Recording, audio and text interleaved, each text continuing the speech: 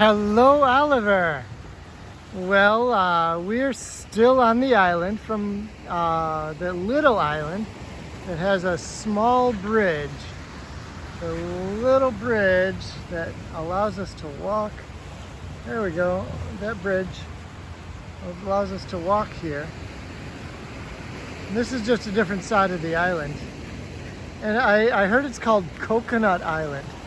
And the word in Hawaiian, at least I think it's how they pronounce it, Moku Island. And out here let me zoom in. There's some people in kayaks out there on the bay. And way over here, there's some people on sailboards. It's kind of like a surfboard, but it has a sailing, a sail with a mast. So they stand up. You can barely see them. Right there. Anyway,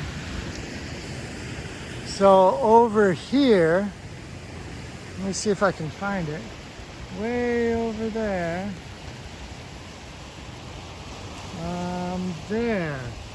There's the tower. That's the tower with the tsunami alarm right there.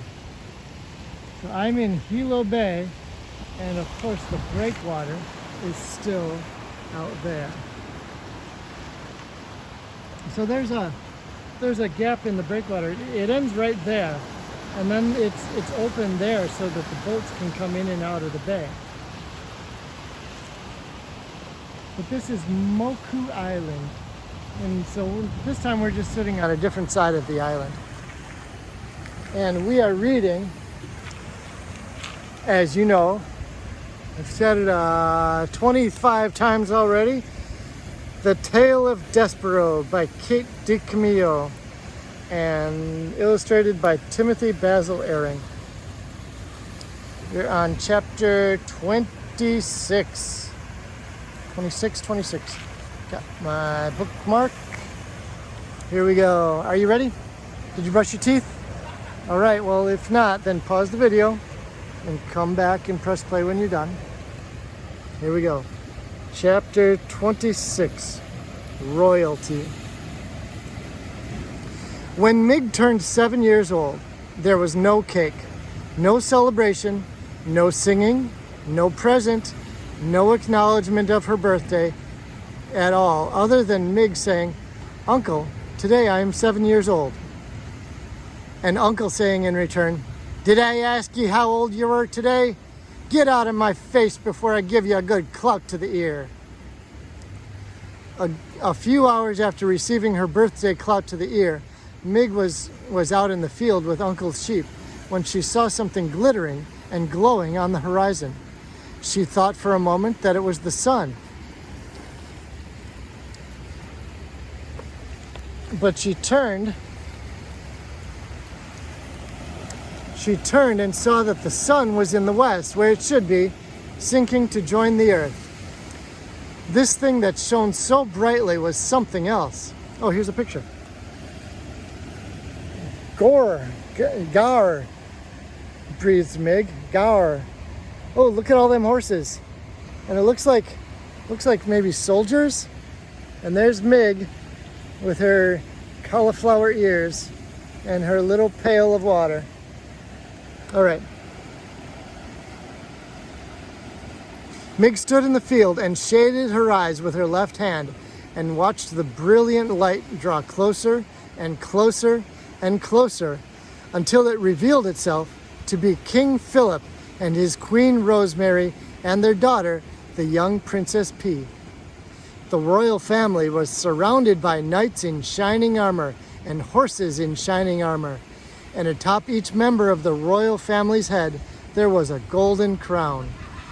And they were, after all, the king and the queen and the princess, dressed in robes decorated with jewels and sequins that glittered and glowed and captured the light of the setting sun and reflected it back. "Gaur," breathed Mig.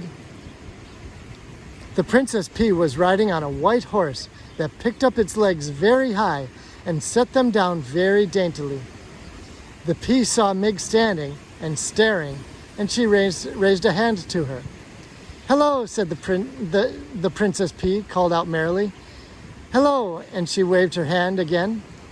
Mig did not wave back. Instead, she stood and watched.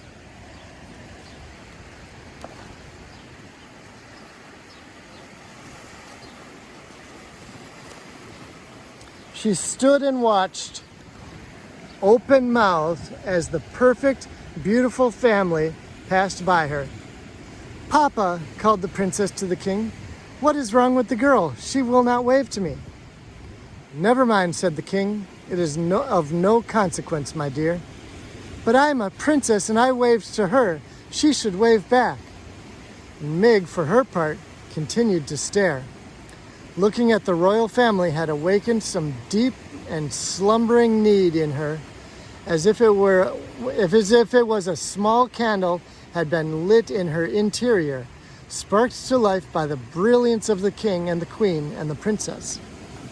For the first time in her life, reader, Mig hoped. And hope is like love, a ridiculous, wonderful, powerful thing. Mig tried to name this strange emotion. She put a hand up to touch one of her aching ears, and she realized that the feeling she was experiencing, the hope blooming inside of her, felt exactly the opposite of a good clout. She smiled back and took her hand away from her ear. She waved to the princess. "Today is my birthday," Mig called out, but the king and the queen and the princess were by now too far away to hear her. "Today," shouted Mig, "I am 7 years old." And that is the end of chapter 26. All right. So maybe there's time for another video tonight, maybe not. But in any case, I wanted to tell you one more time that I love you and I miss you and I hope I see you soon. So maybe Cooper is with you and keeping you warm. I hope so. Maybe he's purring. That would be awesome. But in any case, tomorrow is another fun day.